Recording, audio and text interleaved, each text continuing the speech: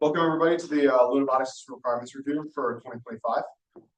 Again, apologies for the technical difficulties. We should be on our way here. So, without further ado. So a brief note on the competition. The objective is to build, design, and test a lunar excavation robot capable of constructing regular firms using NASA systems engineering processes. NASA wants to use this for stuff like blast protection, radiation shielding, thermal management, environment safety, all stuff that we will need to have a sustained presence on the moon. So for NASA, this is a testing ground for issues that they know they're going to have to deal with as the Artemis program continues, but handing it off to college students to give them a chance to try these issues. Some of the major technical challenges they want addressed is excavating regolith and isolated materials, navigating uneven lunar terrain, temperature issues, as well as the lunar dust, which is abrasive and hard for electronics. So for our team in particular, this is our third year competing. Our first year in 2024, we had some issues with our electrical and our software, which stopped us from fully competing while we were down there. And then last year, our mechanical system had issues getting regolith out of the tracks, and so our robot. So this year, we were hoping to address those issues and have a better run. Our team breakdown is pretty similar to last year. We have our mechanical sub-team, our software sub-team, electrical, and then our outreach. Without further ado, we'll go on to the mechanical requirements. So there's a few baseline mechanical requirements. They're split into functional and performance requirements. Functional is just, can it do something? Performance is, how well can I do it? So for functional, we need to be able to excavate regolith from the excavation zone and take it to the designated burn zone. We also need to safely support the operation of the other sub-teams during digging and deposition. We don't want them getting damaged or worse, destroyed because mechanical made an issue. And we also need to traverse the obstacle zone without spilling regolith out of any digging system that we design. So the last thing we want is to dig, have a full bucket, and then tip it into a crater and lose everything.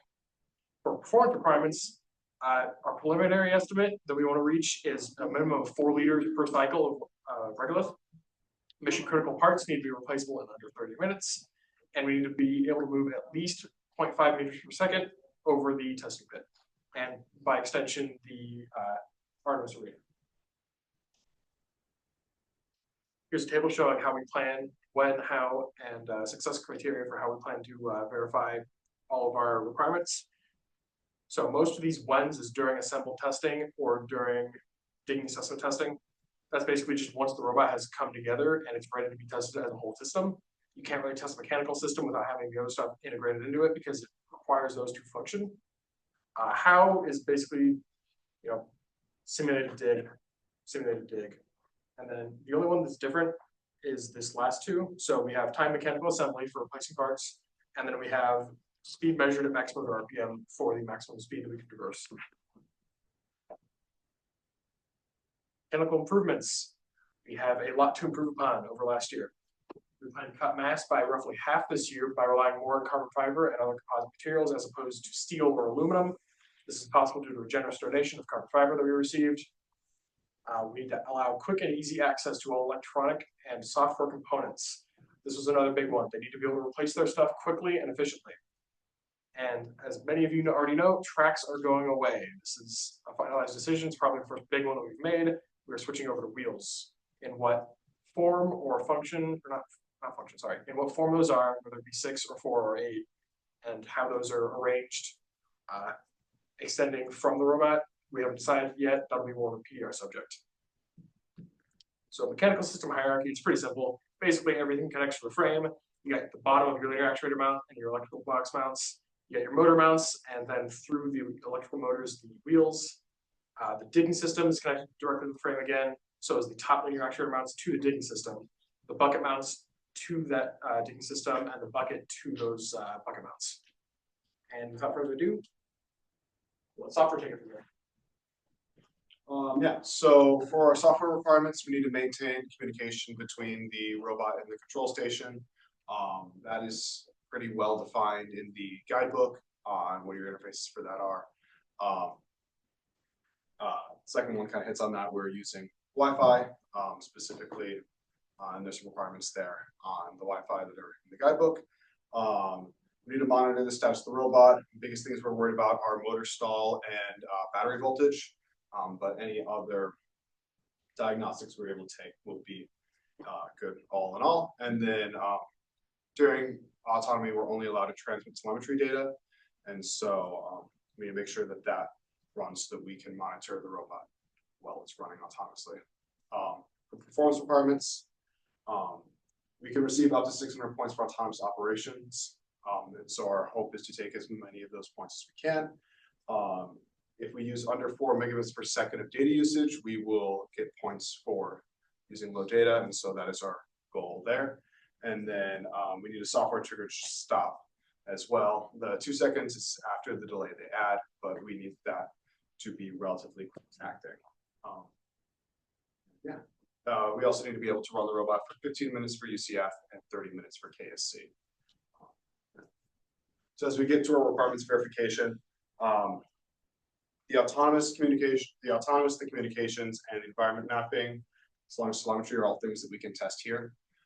We can do small scale testing of these systems to make sure they're functional in our own environments. The safety and control will happen a little more around our proof of life video as we're putting the robot together.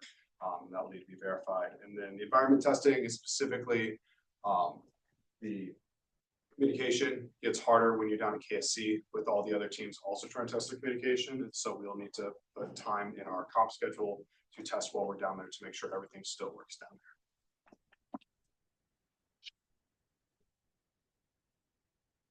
there. Yeah, so a few things we were looking at for improving software this year. And again, these will be discussed more in PDR. Use of LiDAR, possibly a better LiDAR module than we're using in the past.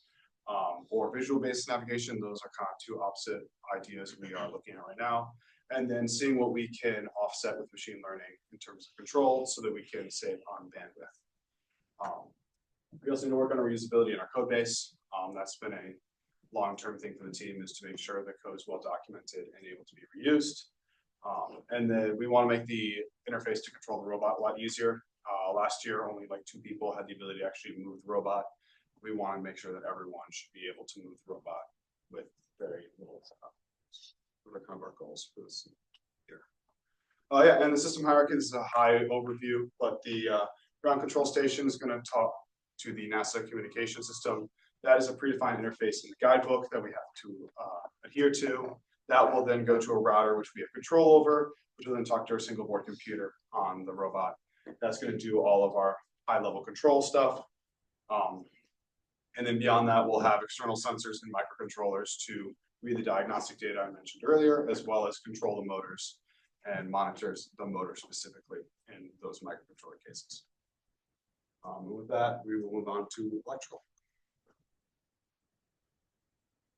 So moving on to the electrical baseline requirements. So first, we have to obviously design a system that integrates both mechanical and the computer subsystems.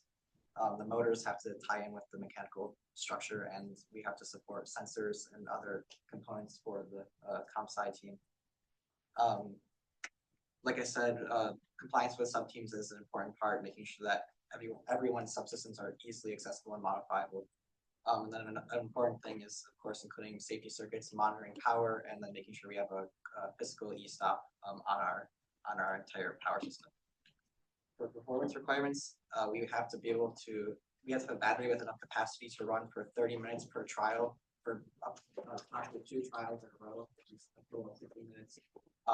Ideally with a 10% reserve or more at the end of the final trial. We want to try to maintain voltage stability of plus or minus 5% when under full load. That way we're making sure that no electronics brown out. And on the reverse side, we want to make sure that electronics aren't overcurrented, overloaded, so that we don't have heat issues, any sort of thermal or danger issues in that regard. And then that sort of fits with safety compliance. We have an e-stop in case anything needs to be shut off physically. So similar to software mechanical, we have a requirements verification. So just different steps that gauge where we're at with the design. So the first is power excavation cycle without exceeding voltage drop. We would test to make sure that our selected power system and battery can operate with the electronics and other subsystems. Make sure that we can perform some sort of digging cycle without having major power issues, and then monitoring how much power is used. Maintaining stable power, like I said, the comp sci team is going to have a low voltage power system, so we have to make sure that those electronics aren't browning out, things like our sensors that need to have constant power as they're feeding telemetry data. So, like I said, supporting sensor operations during development, they need to be completely isolated from the physical system so that we don't have issues with browning out. Delivering telemetry for power, that would be things like the motors, the battery voltage, just monitoring things on the robot, so that we can have software faults in case something goes wrong. And then emergency stop, we will have both a software and a mechanical physical emergency stop. So the competition specifies that everything has to shut off within 2 seconds, even things that have capacitive loads that might run even after they lose power. So we have to keep that in mind. And then sustaining power for the entire duration of 30-minute or 60 minutes of continuous operation.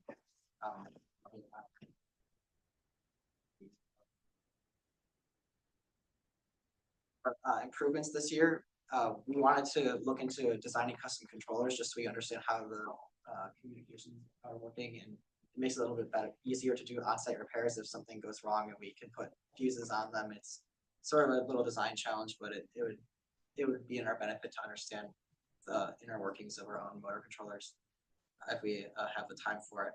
Same with power distribution. We are going to look into custom PCBs for power distribution.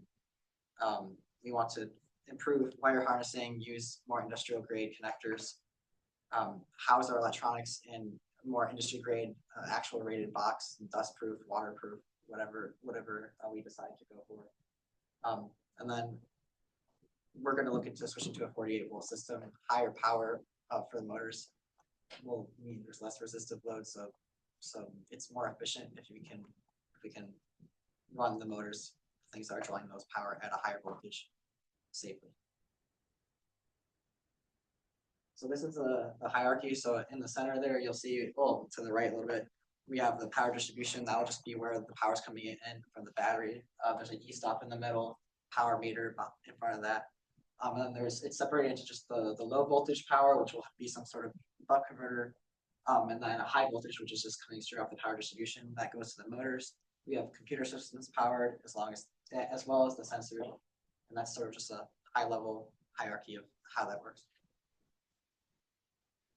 And that's pretty much it. Does anyone have any questions? I do. Who gets to decide what the critical parts on your robot are that need to be changed in under 30 minutes? So we do have sub-team leads. So Jared here is mechanical sub-team lead. We have David, who is the software lead, and then Kevin over here, which is the electrical lead. And then we have a few various co-leads that can step in, like myself, when the leads aren't here. Yeah. So just to expand on that a little bit, the 30-minute replacement time for parts was specific to the mechanical sub-team. So that would be for, say, a wheel broke and we need to replace it. We need to be able to take that wheel off and have a new one on within 30 minutes. Or say, a structural member of the frame cracked. We need to replace that. We would like to be able to do that in under 30 minutes. Or the digging system, a part broke on that. We would like to be able to put a new one in under 30 minutes. So it's just modularity and consistency.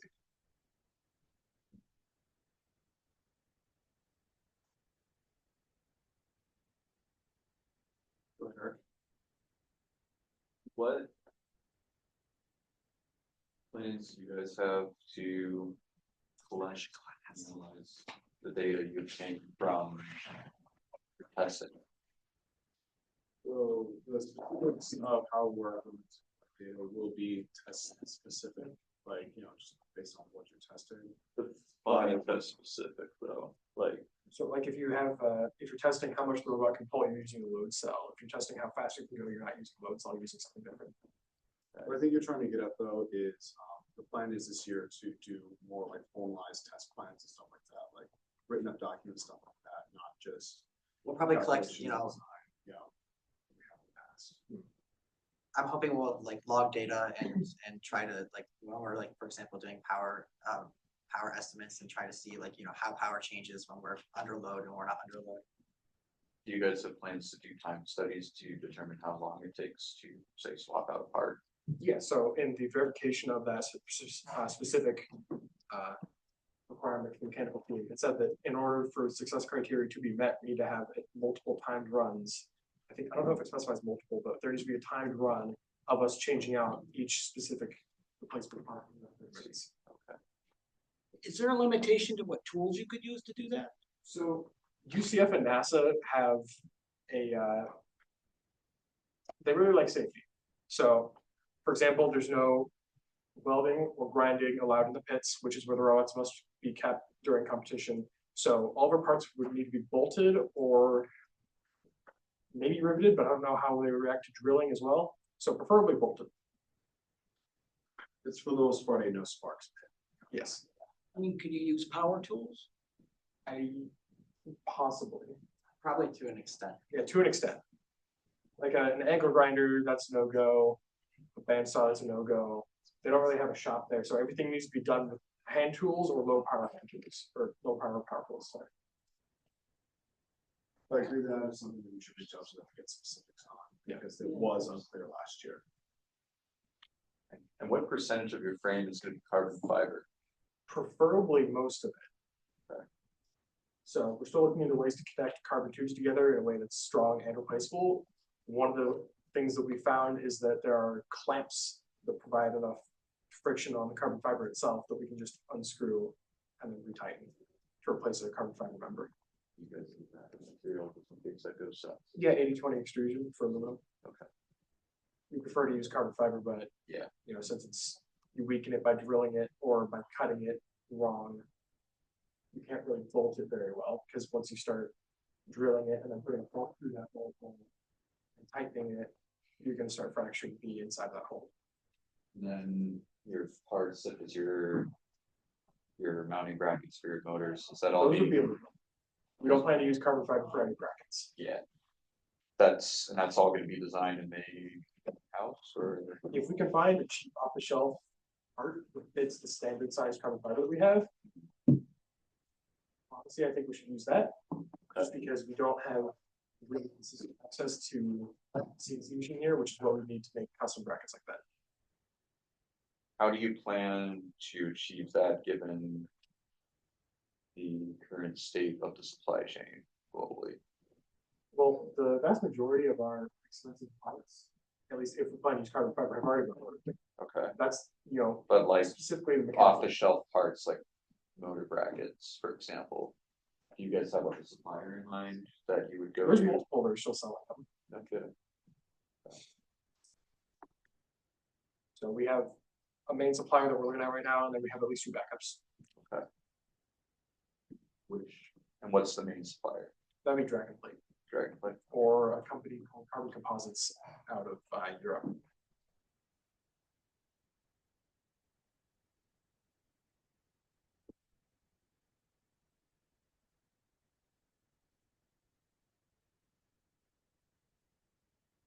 So was it your plan to, you talked about a little bit is, since during the competition, it seems like you could only transmit, so you can only, It's capped on 4 megabits per second. If you're talking about data. data usage. All right. You may want to do an onboard log, and that way you could shove as much data you want into the onboard log. Look at it after the match and see how the robot performed. There's definitely something we want to look into. Some of the routers we have do like packet tracking, I guess, if you want to call it that. We can look at the bandwidth that's on the network being used. So we can probably throttle ourselves for testing purposes. Yeah. My last question is, for wireless transmission, are you planning on designing that? And as well, are you trying to get like off the shelf? Most of the wireless stuff is going to be on the shelf. It'll be off the shelf unless we have time to look into custom stuff. That kind of stuff you probably want to That's do a off little the bit shelf. out of scope from what we really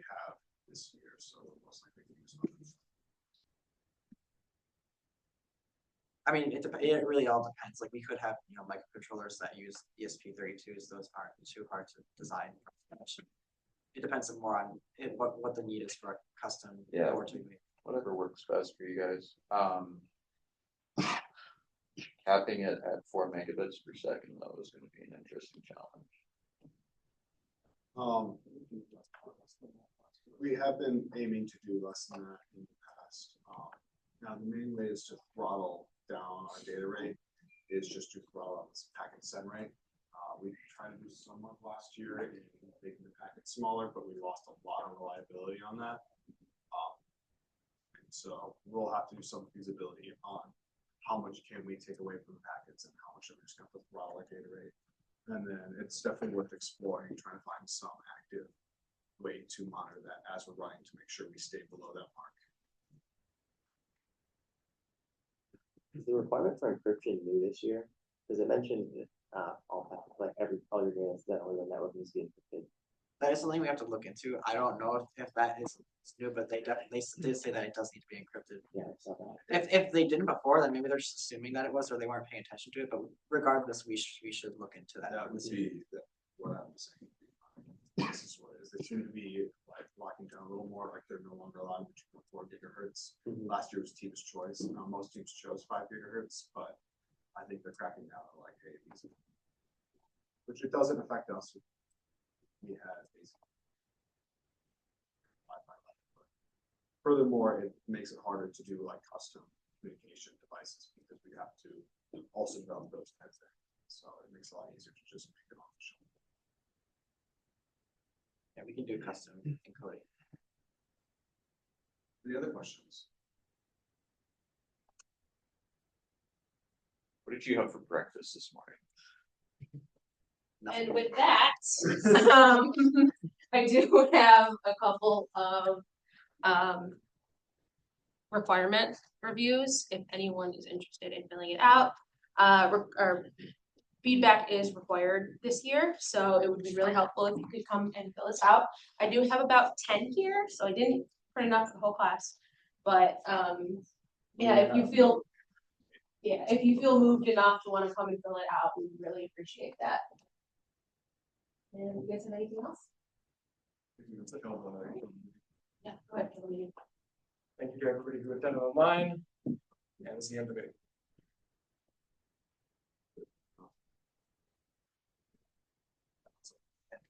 Let's stop right. Dude, the DPI on this is insane.